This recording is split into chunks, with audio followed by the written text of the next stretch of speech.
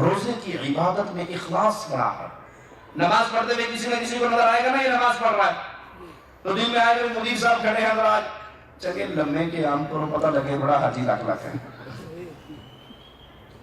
حج کرتے ہوئے بھی کئی لوگوں کو آئے گا نا حاجی صاحب ہیں. کسی کے دل میں نہ بھی آئے تو حاجی صاحب طواف کرتے ہوئے اپنی میں ہاتھ چکن لگا تھا میری مووی بنائی وہ اس کو دیکھ رہا. یہ ہاتھ کب اٹھتے ہیں جب یہاں اللہ سے کچھ مانگنا ہو یا مانگنے کا ڈرامہ کیا ہے. تصویر کھینچی میں کچھ اٹھا رہا تھا مووی تو میں ہاتھ چکے بڑا نیک بندہ. کیوں میں نے جا کے اپنے کمرے میں لگانا ہے الیکشن کا سیزن آئے گا تو پتہ لگا حاجی صاحب ہے آپ کے ووٹوں کا صحیح آنکڑا ہے. انا للہ و انا الیہ راجعون. اللہ کے ساتھ یہ فراڈ کرتے ہوئے انسانوں کو حیا نہیں آتی.